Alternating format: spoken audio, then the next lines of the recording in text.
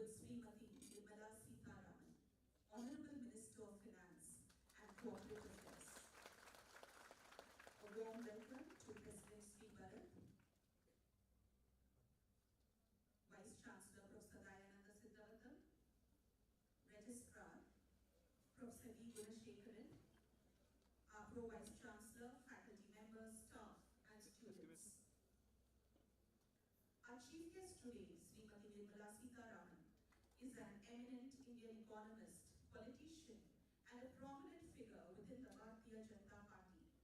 Since 2019, she has held pivotal positions as the Minister of Finance and Minister of Corporate Affairs in the Government of India.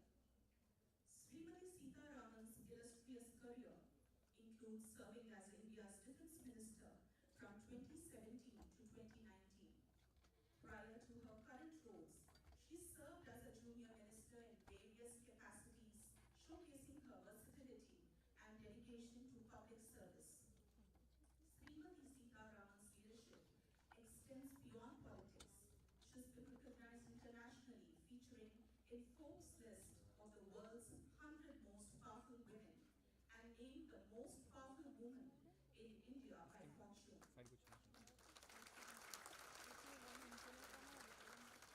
Her journey from academia to politics is remarkable, holding degrees from esteemed institutions like JNU and making significant contributions to the fields of economics and public policy. Today, as she continues to shape India's economic landscapes, Srimati Sitharaman's leadership serves as an inspiration to many, embodying the values of dedication, determination, and excellence.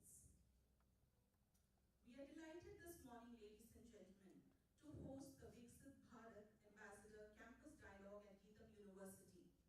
Today's event shall focus on Viksit Bharat, the vision for a developed India by 2047.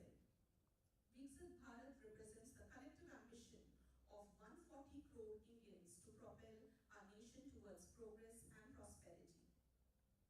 At the heart of Viksit Bharat lies a commitment to inclusive development, economic growth, and social welfare. It's about creating opportunities for every individual to thrive and succeed, regardless of background or circumstance.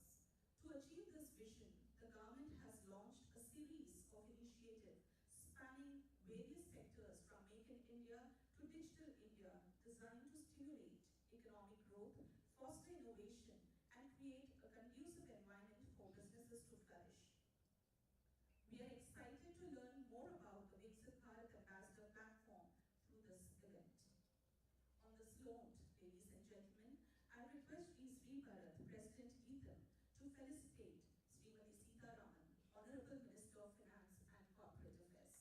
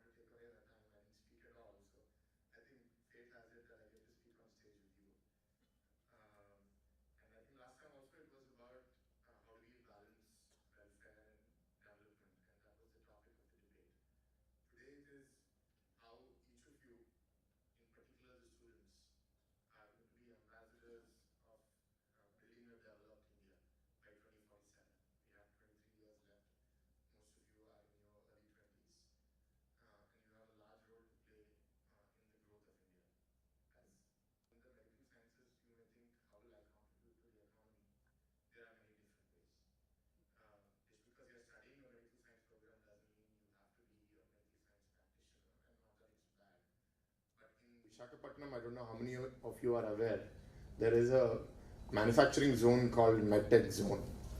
MedTech Zone is located near the steel plant. It has about 250 acres.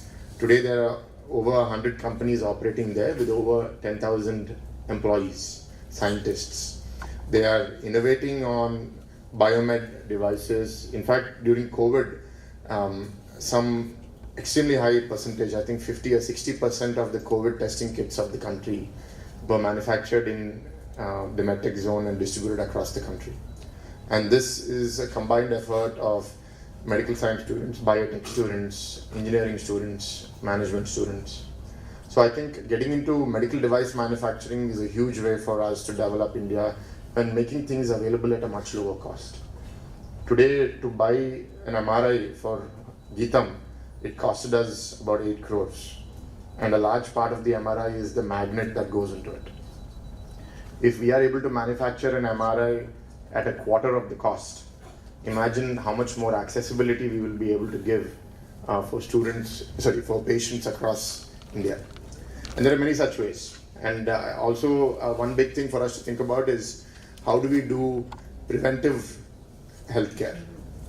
And how do we focus on drainage issues? These are all things that are going to contribute to the development of India.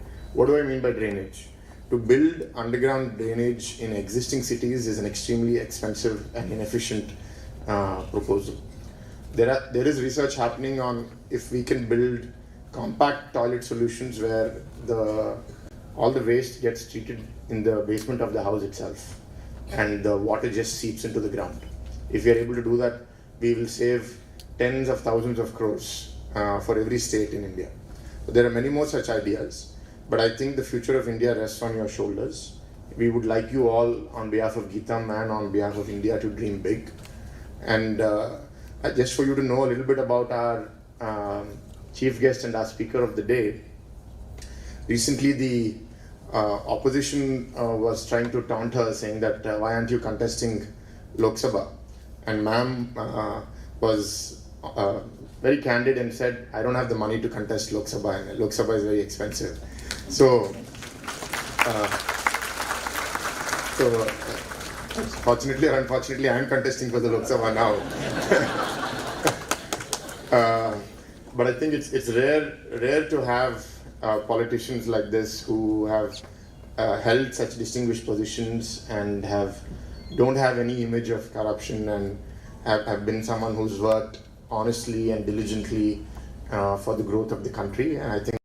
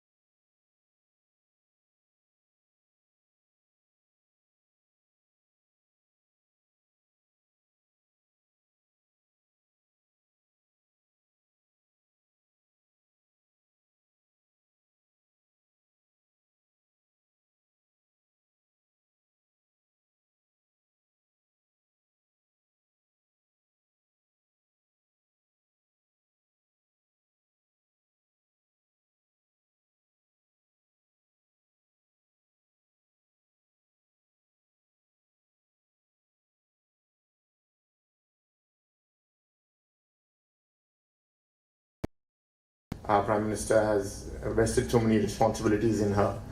And I have heard about her, I have seen her. I feel that she's one of those few leaders who's no nonsense, and if something needs to be done, she gets it done. And we need more people like this in our leadership, and we need more people who think less about. Time in the year is normally a very demanding time. You have so many things to attend to, close, let's say, an academic year, and so on. So at this time, for you all to have come here motivates me and also gives me a chance to be able to convey a lot of things. I think, first of all, let me thank the candidate, Shri Bharat, who, despite the campaign going on, has chosen to be here. Must be wondering how to make up for this time, but I wish him all the very best. And I also recognize in the audience former Minister K.S. Raoji, who, despite his recovering from his ailment, has chosen to be here. Thank you very much for coming here. An experienced former minister, so makes the audience a lot more with heft. So to start speaking to an audience like this, particularly in a campus which has devoted a lot of time and resource for quality education in India, it's always a pleasure to come to this campus and see it grow from one aspect to another, covering almost every area in which there are youth seeking greater interaction, classroom-based learning, and so on. So, and I also thank Ms. Bandari for having said what exactly is this Viksit Bharat ambassador engagement that we do. I think she's put it very simply, she's put it also very plainly before you as to it's not going to consume too much time, it's not a compulsion, it is not even everyday business, but it is got to be put in a context, and I'll put the context first before you all. She's done it already, but I want to underline. See, in the last, let us say even from 1991, which marked a milestone in India's economic history, till before that, India was all cloistered, closed, kept inside like a cocoon, and India's own efforts to make our economy look better, make people's lives better, they're all happening, but really not happening. You would think that I'm playing with words, not at all. In that, our abilities, the endowments with which we could contribute to the economy, or to our families, or to improve our skills, or to learn more, were all stifled because of the way in which we ordered our economy. You know, you planned from center, and then from there, the same system would go to all parts of the country. As they say, one size fits all solutions used to be given. Many of them couldn't even get grounded. There was no effective monitoring. So a comprehensive approach at a time when our democratic institutions were getting strengthened, and when our youth were seeing if there's greater opportunity to improve their skills, did not happen. So it was a kind of economic model in which we thought if you planned at the center and let people do many things in the ground, gradually it will change. But gradual change is not something India can afford. And it is under duress and compulsion that in 1991 we decided to open our Indian economy. Now, as a result of which, newer opportunities seem to arrive, newer facilities seem to happen, and more resources from abroad, both soft resources and material resources, seem to come, and that has triggered our own abilities to change and grow. But that also underwent a bit of a, obstacle. It wasn't opened completely, not completely, at least 75%, no, not really. So that enthusiasm petered out.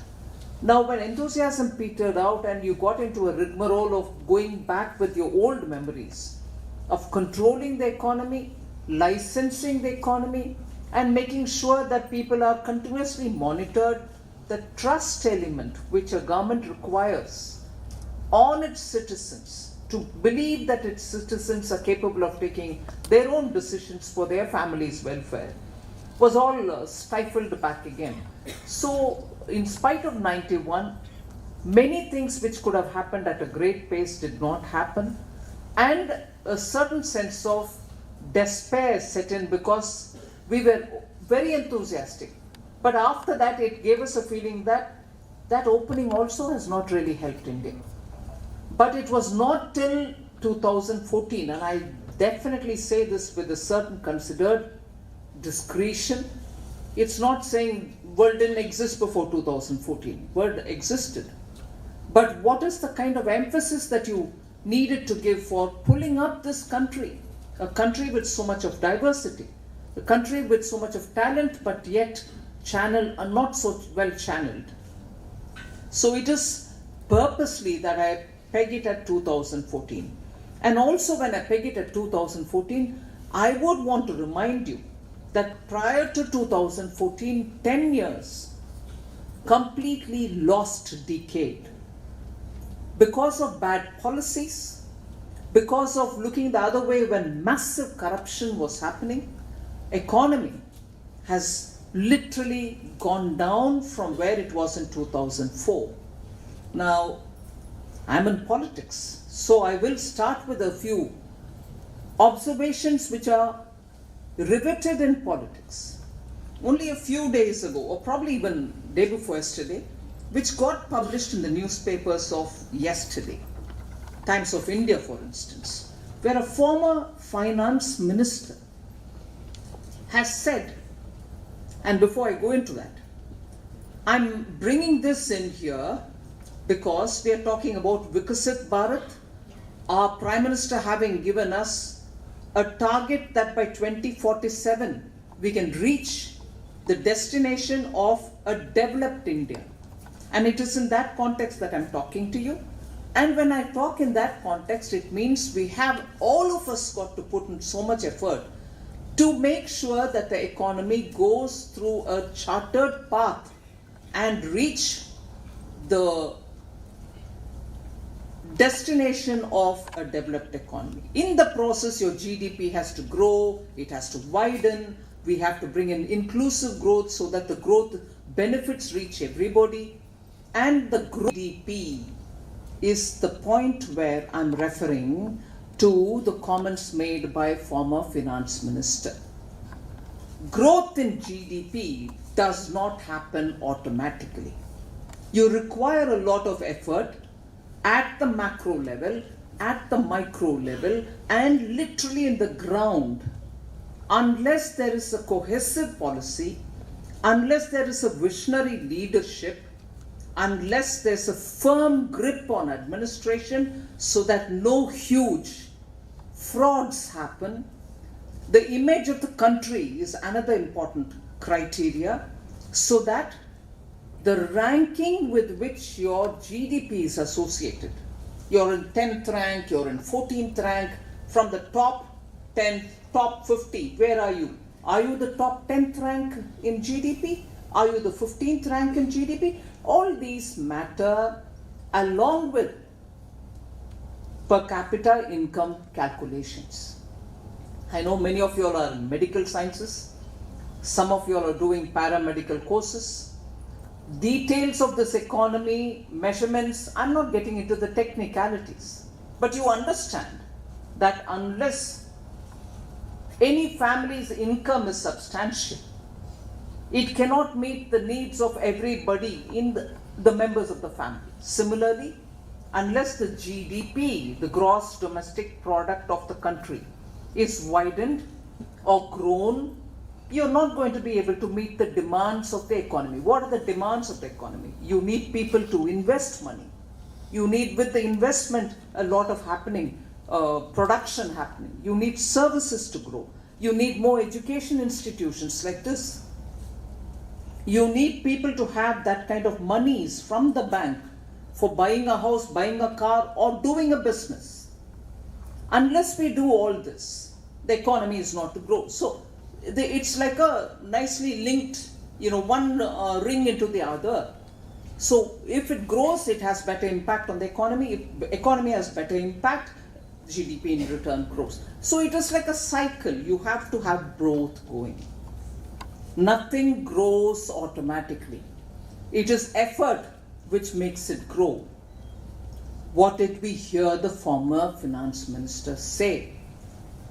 When Prime Minister says by 2047 India should become developed, he also insists on saying that in his third term, India will become the third largest economy, because in 2014, when he came to be the Prime Minister, blessed by the people's votes, India was in the 10th rank. India was in the 10th largest economy position. From the 10th rank, today we have reached the 5th rank, meaning in 10 years we'll reach the 5th rank. And therefore, from the 10th to the 5th in a matter of 10 years, Prime Minister today says, from the 5th in the next few years, we will reach the 3rd.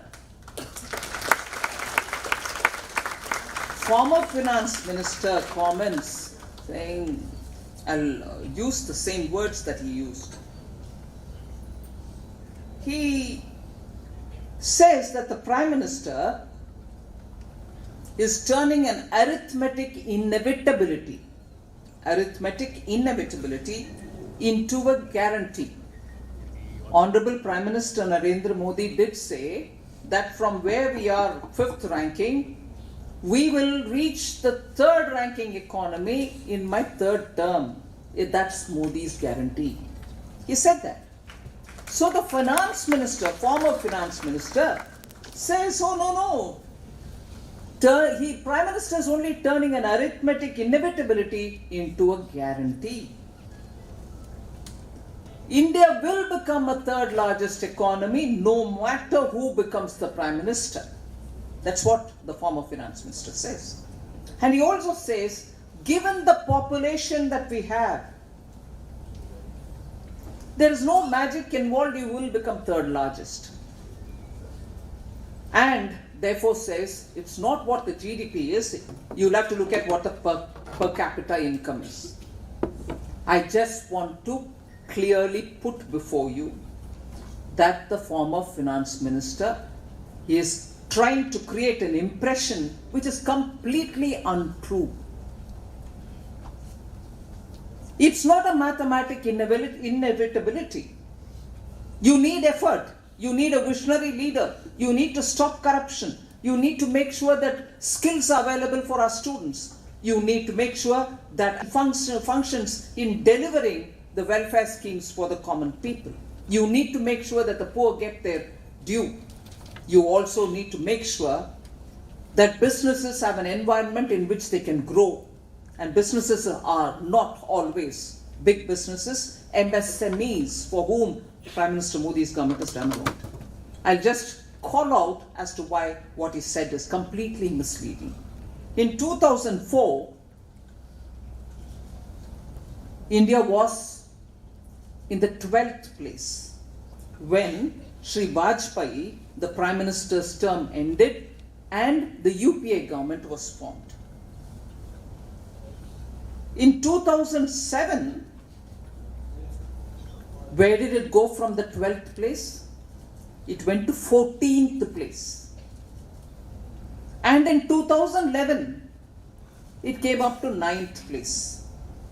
In 2012, back again it slid, went to 10th place.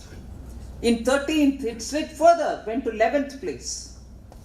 And by 14th, it had to come to the 10th place again. Sum and substance, in 10 years, pushes and pulls, roller coaster ride, it improved by 2 ranks. From the 12th place that we were in 2004, it reached 10th rank in 2014 in 10 years. And these are World Bank figures. What he's quoting and what I'm quoting are all the same World Bank figures. So, no magic is involved, is what he said, then why was the roller coaster ride? No magic is involved, and given our population will anyway grow, inevitability, arithmetic inevitability, he says. Then why did we dip and rise and dip and rise? Clearly shows, and mind you, in the 10 years, except for the global financial crisis which happened in 2008, 8-9, which was not even across the globe, which was not like the pandemic, whereas what happened in 2020, and despite that today, from the 10th rank, India has come to the 5th rank, and a visionary Prime Minister who will make sure that corruption doesn't eat into the goodwill and into the earnings of the common people. Because when big ticket corruption happens, it is your money, my money, and others' monies which are going into some black hole, nobody knows where. He stopped all that and ensured that despite COVID, we were able to reach the 5th place, and from 5th place, therefore there is a guarantee being given by Prime Minister Modi that with good administration, clean administration, he'll ensure that India will reach the 3rd rank. So it is not a arithmetic inevitability. Even then you had those 10 dark years when we couldn't grow. We went up and down and just notched 2 points higher than where after Vajpayee ji left. So I want to start it in that and tell you that the kind of things that we've done for the youth, and particularly because we have students from medical sciences here, I want to tell you, after having removed all the ill will, the red tapeism which had set in, and changing India's image abroad, making sure that India is looked up as a positively growing economy.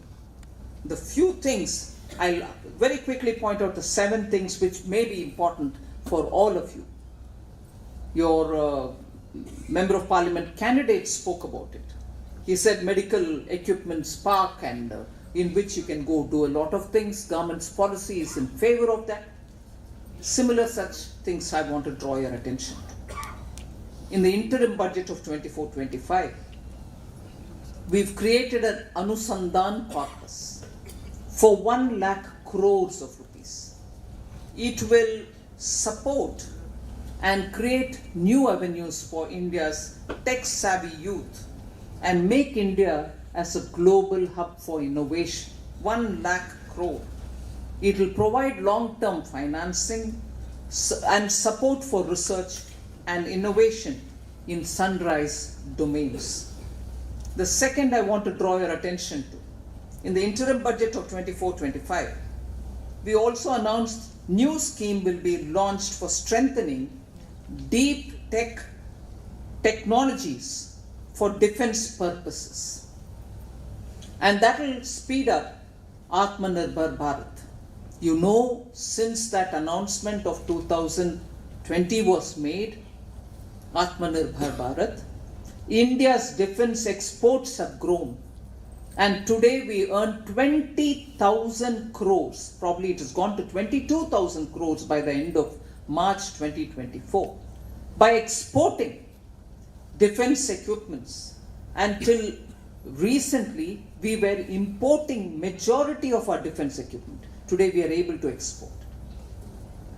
We are also setting up, and it was approved by the cabinet, India Artificial Intelligence Mission, with a budget outlay of 10,300 crores, and that budget will be used for building computing infrastructure, developing indigenous AI capabilities, attracting AI talent, and for financing AI startups.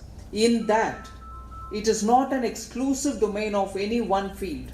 Medical students, paramedics, and nursing students can all put their content into artificial intelligence based researches, so that for medical science, how effectively we can use AI will be one of the things in which this mission will help us. Similarly, National Green Hydrogen Mission was launched in January 2023. 20,000 crores have been given for it, and it will make India a global hub for the production, usage, and export of green hydrogen and its derivatives. We will be completely, hopefully, energy independent by 2047. By that I mean, hopefully, we don't even need to import crude oil, but we will have enough resources within the country, even of crude, from our offshore and onshore. And also the emphasis that we are giving for newer energy resources, which are green and sustainable. India's semiconductor mission, you heard private investments, with which in 3 locations in India, 2 in Gujarat, Dholera and Sanand, and 1 in Assam, building this entire ladder that is semiconductor, different levels of semiconductor manufacturing. And that will make us a global hub for electronics manufacturing and design. Even there, the use of semiconductors is something on which we need to apply our mind. It is going to be across the board. It's going to affect us in our homes and in our workplace as much as in the science labs. Opening up of the space sector to private investment and establishment of in-space, sharing ISRO facilities have all improved the climate for space and space-related activities. India is going to provide enormous opportunities for Indian students, inclusive of medical sciences and related paramedical sciences, about those sciences being applicable in extraterrestrial spaces or in different stratosphere and layers of the atmosphere, beyond the atmosphere as well. Rapid rollout of India's 5G network, which has been the fastest in the world, and very importantly, that is the one which has been completely indigenized. We are not importing anything for making our 5Gs work. Now, just to throw one more bit of fact before you, we've had in the last years highest levels of patents being granted. Over 1 lakh patents are granted just in 23-24. Record-breaking copyright registrations, 36,378 only in 23-24 copyrights. 3-fold increase in geographical indications, GI registrations over the last year. Highest ever design registrations, 27,819 in 23-24. And as a result of these, India's scientific and the STEM emphasis that this government has given, science, technology, engineering and mathematics, the emphasis that we have given has actually brought in a great deal of strength for those sectors. We have the highest ever services export that we are doing in 23-24, that amounted to $340 billion US. So that is why I heard about the UPI. Ms. Bandari asked you all to raise your hands about how many of you all are using UPI. I'll just tell you what the outcome of every one of you using it is. 131 billion transactions by volume from India in 23-24. 131 billion, not million, billion, leading to 200 crores of rupees by value transacted through our DPI. So it is important, as I purposely quoted elaborately the comments made by former finance minister. Very same finance minister, former minister, who spoke, why are you placing so much emphasis on digital transaction? Do you think we'll have power? Do you think we'll have internet in the villages? Do you think a poor village woman is going to use UPI? Yes, today poor village women are using UPI. There is a QR code I saw on my way to Gitam. Even in front of one of those people who's selling nungu, as we say in Tamil, toddy fruit. What do you call it? Thati. The person who's just chopped the thati and kept it down like coconut is going to scoop it out and give it to you had a QR code. And even more, Andhra has this culture and you will all recognize. Gandireddulu antara. Sankranti time lo ఒక్కొక్క ఊరికి డొక్కు అది పెట్టుకొని ఎద్దుని తీసుకొని వస్తారు. Then you give all the old clothes to him. Then you give some rice to him and also give some cash. Today the Gandhi Eddu has a QR code here. So India's adapting digital technology is well acclaimed. My last appeal to you all is you may have very informed people saying no, India can't. You may have very experienced ministers saying no, India can't. It will take 2043 or 2038, some kind of number, that years which are required for us to reach third rank. And also to say, but anyway, it is a arithmetic inevitability. They want to say this, they want to say that. They also want to say, no, we can't, but they are seeing it in their own lifetime that ordinary citizens of India are doing this kind of 130 billion transactions. These are not just Adanis and Ambanis, they are ordinary Nungu sellers, toddy sellers, or even the coconut sellers who are using digital technology. So when I invite you to be Viksit Bharat's ambassadors, by sparing a few minutes, I'm asking you to speak about the positive narrative about India. These positive narratives are the contribution of the common people of India. These coconut sellers, vegetable sellers, flower sellers in the street who are using QR code are like you and me, or even probably in many sense, and I feel sorry to say this, in many sense worse off than many of us here. But still, they are very quickly wanting to improve their lives. They want to use QR, they want to adapt to digital so that their lives can become better, their businesses grow better, they earn better, they take care of their families better. We need all these good stories to be spoken about. And this is not speaking about a government or not speaking about another government. It's speaking about the achievements of the common people of India. So when we need Viksit Bharat ambassadors, we need only because we need to counter naysayers. In Andhra Pradesh, people are so familiar with N.T. Ramarauji's films. You must have seen all the Mahabharata stories. I don't need to recall, but it is important to recall that we don't become Shalyas. Who was Shalya?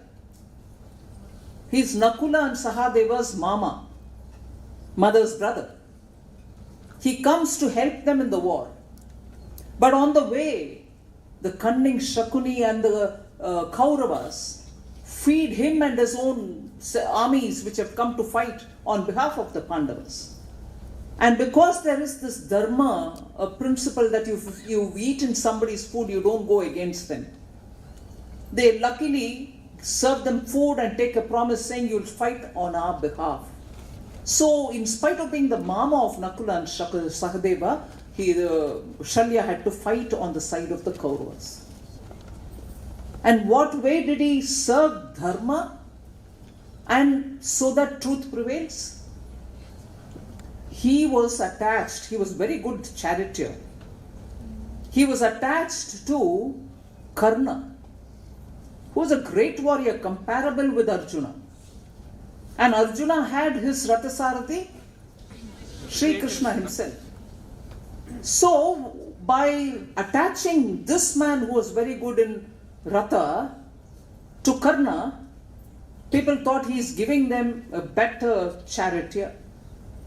But having realized that he went the wrong side because of some little mischief, he does one big favor to the cause of the Pandavas. And what is that favor he does? He constantly underplays to Karna his abilities. He goes on saying, you're useless, you won't win the war. You're useless, you can't do this. You really can't match up.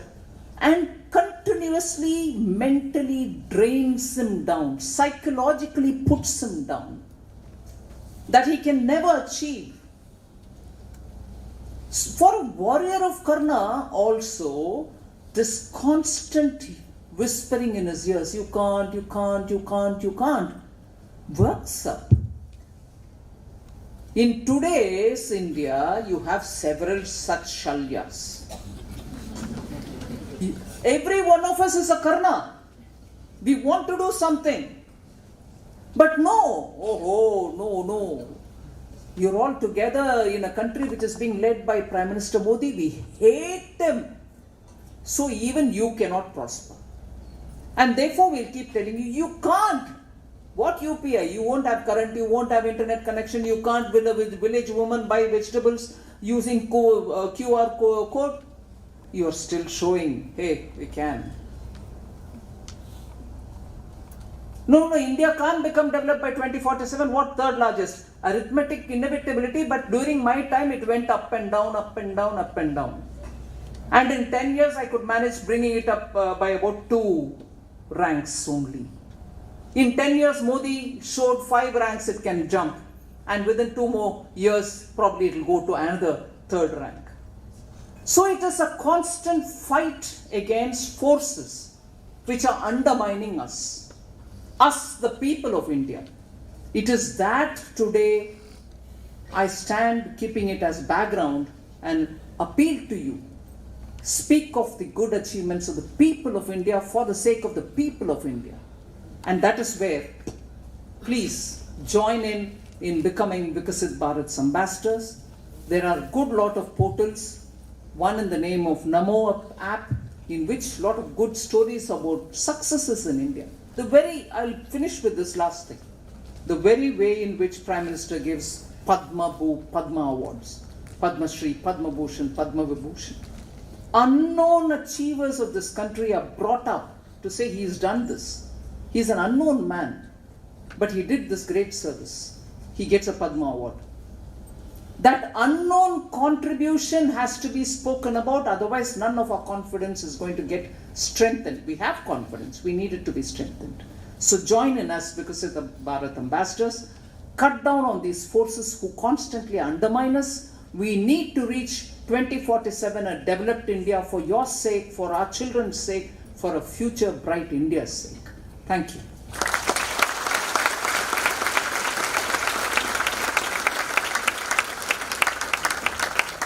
Thank you very much, ma'am, for highlighting the milestones that we have achieved and also making each of us feel very empowered and realize that as Viksit Bharat ambassadors, we are actually spreading the stories of our positive contribution to the nation. And it's a true testament to the very famous saying that great nations are not built by governments, but actually are built by people. So with that, we would like to open the house for a few questions, maybe a few questions. If the students would like to ask a question, if you could please raise your hand and the mic will be passed around. There's one in the back there.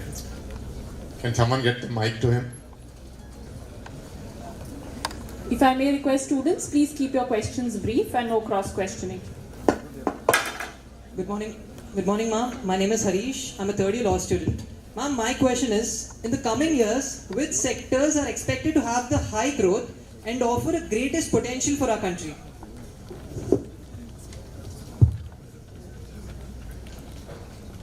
See, there are 2-3 ways in which I'll answer your question.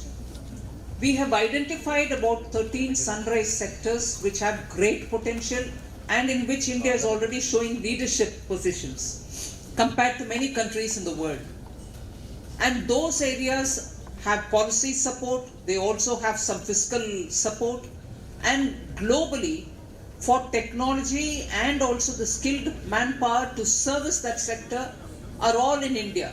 So I would think those 13 sectors which include renewable energy, advanced chemistry, also the green hydrogen kind of things that I mentioned, AI, are all newer areas in which India's got the leadership potential, and therefore will be those areas in which I see fast growth. Similarly, technology-driven other sectors, we already have nearly 60-62% contribution coming for our GDP. Those areas will still grow. Startups in fintech, startups in agro processing, startups also looking at SaaS, software as a service, are all coming up. That is why you have the success in global capability centers happening in India. Thank you, ma'am. Next question, please.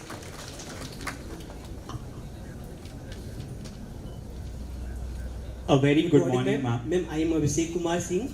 Ma'am, my question is, अब की बार 400 पार आएगा तो क्या reservation based on caste को छोड़ के reservation based on economic status को लाएंगे BJP?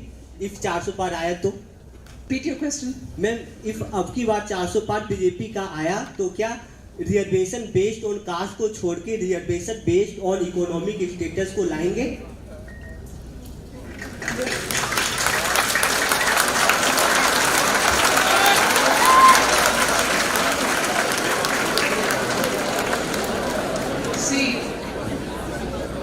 I like the excitement among all of you on this. Do you want one or two more people to say, yes, I'm asking that question? How many of you are joining him in asking? Like I associate with it. Like then, how many of you are associating with it? See, first thing, 370 for BJP and 400 for NDA was the call given. Let's be clear on that. 370 for BJP and 400 for NDA, which means all alliance partners. There was just no, together with that, nothing else was added saying we want 370 for BJP or 400 for NDA because this, because that. It was purely for having a stable government, a clear, stable policy-making establishment, where there is no need for, uncertainties. Oh, but in Rajya Sabha they don't have numbers, but in Lok Sabha they are in less numbers, so they can't do anything effective. So, the numbers were for India to have a strong, good government, a stable government. We have a destination to reach, 2047.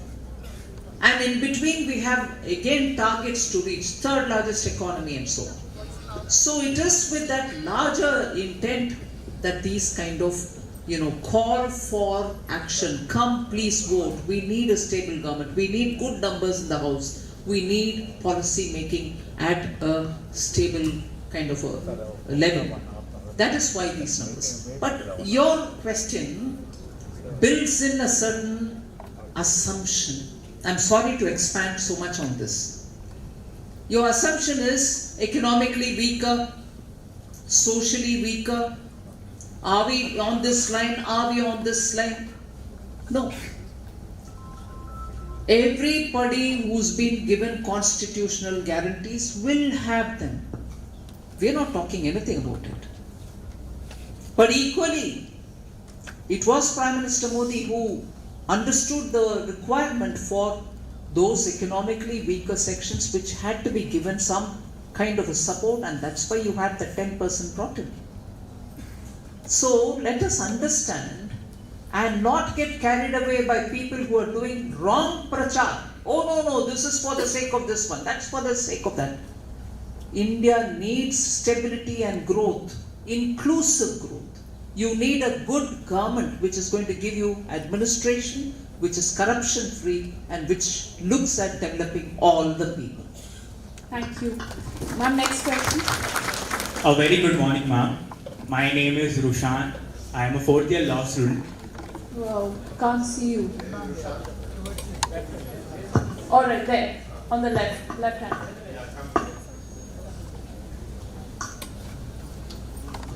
A very good morning, ma'am. My name is Rushan.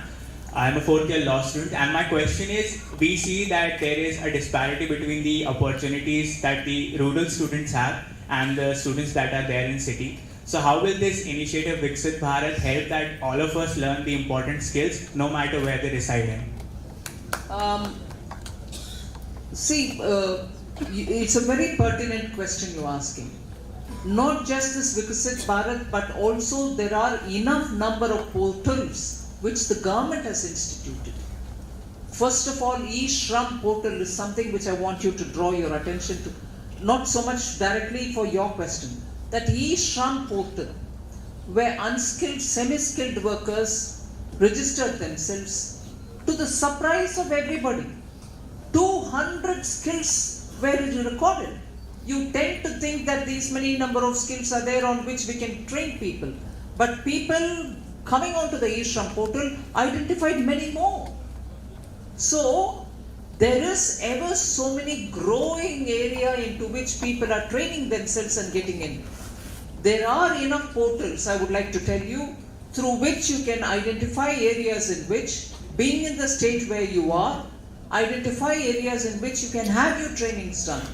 High-end training, good skilling, along with language training, not just for English, but also for other countries into which you may want to go and serve or want to do business with. It is possible.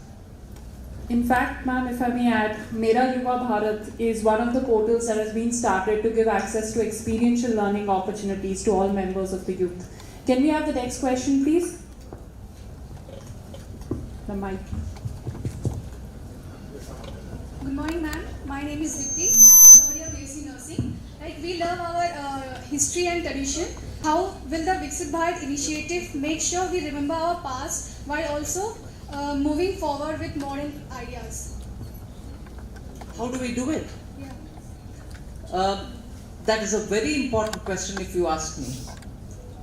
I saw one little clip of an interview of Gukesh. You know who Gukesh is?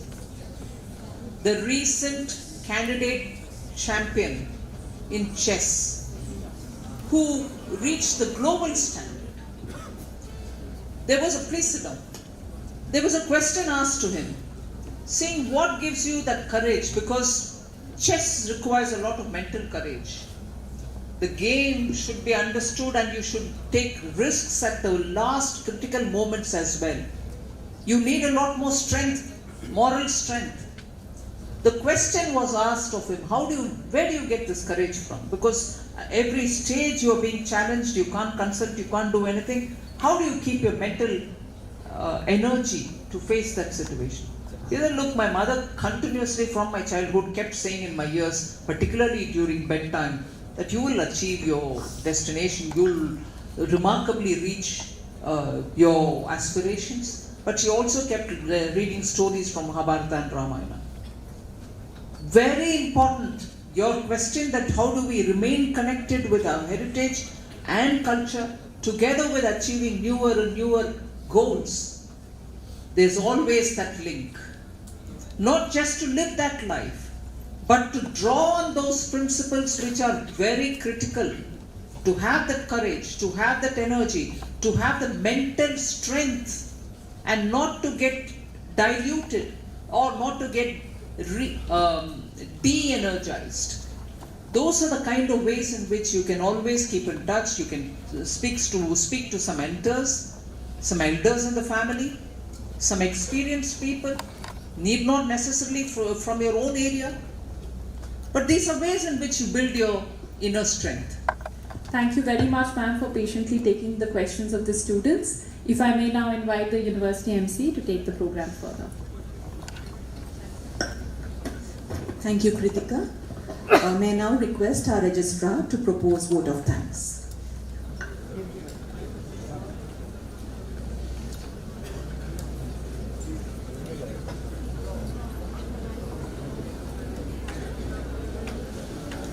Very good morning, ladies and gentlemen. We are proud of having Srimati Nirmala Sitharaman as our Finance Minister, a vibrant role model Finance Minister who is working tirelessly for the economic and social development of this great nation. Thank you so much, Madam, for your visit to Gitam and inspiring us to take this Viksit Bharat forward. Thank you so much. I thank former Union Minister Sri K.S. Bharat, our President Sri Bharat, our Vice Chancellor Professor Dayanand Siddhavatam, Ms. Bandari, ladies and gentlemen, distinguished guests, thank you so much. Thank you, sir. Let us all rise for the national anthem.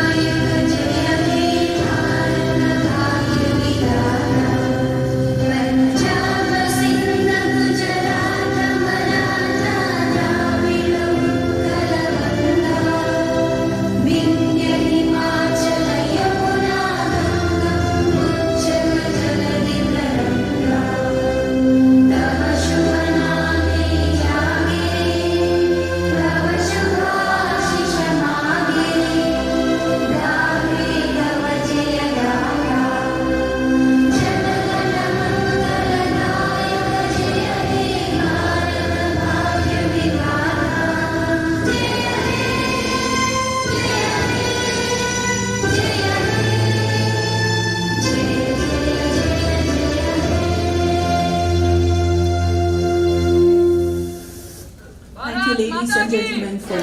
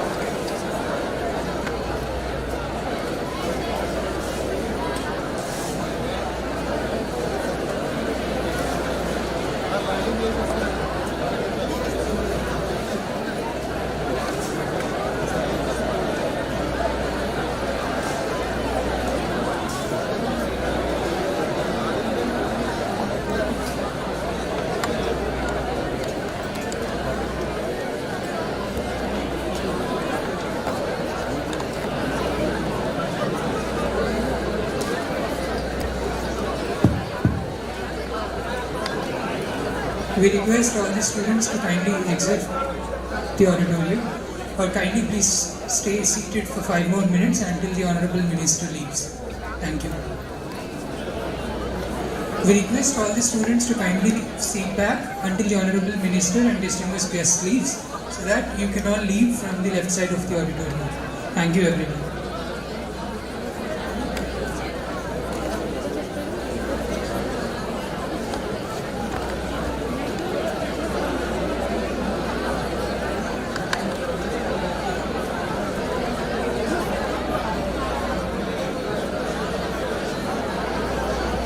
Dear students, everyone are kindly requested to kindly occupy your seats back.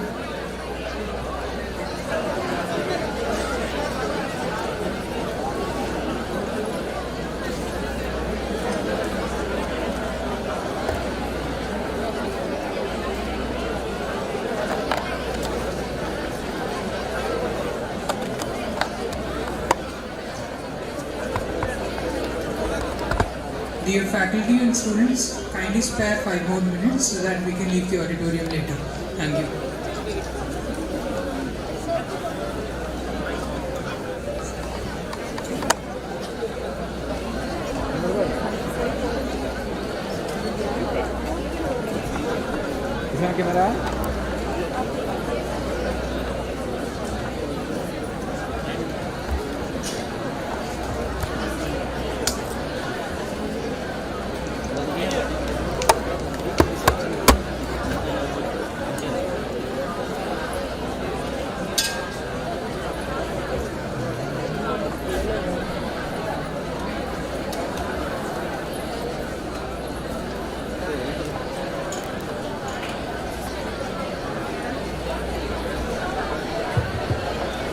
Dear faculty and students, you may exit the auditorium from either of the entrances, preferably the left one.